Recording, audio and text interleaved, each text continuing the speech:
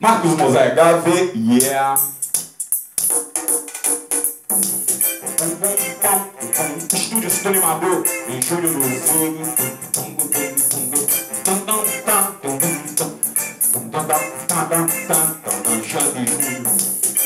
Marcos Gave, oh! Marcos Gave, pastor negro. Marcos Gave, oh!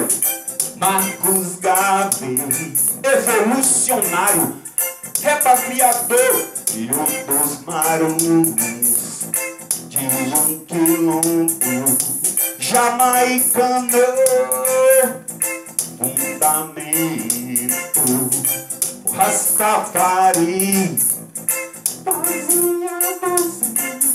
é dos africanos, Velho e Novo Testamento. O livro sagrado, ele foi e é de leão, uau, morador de Zion.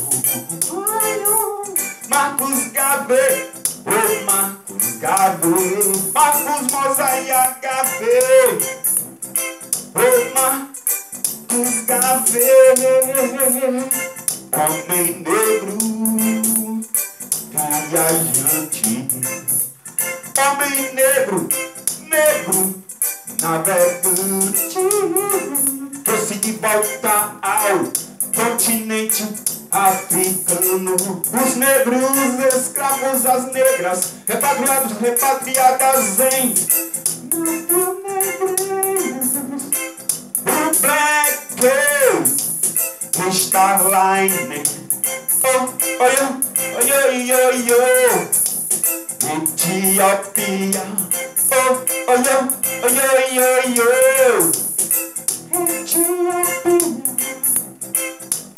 África, terra prometida aos grandes homens e mulheres africanos e africanas, guerreiros e guerreiras da história, soldados e soldadas de fé, leões e leoas patriotas, como foi?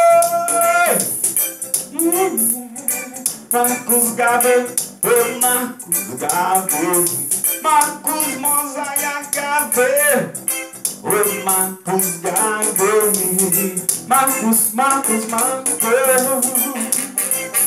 É isso aí, jamaicano, pastor, fundador do reggae, junto com Bob Marley e Peter Tosh, chupando ele, a galera do Rastafari na Jamaica. Yeah, máximo respeito, yeah.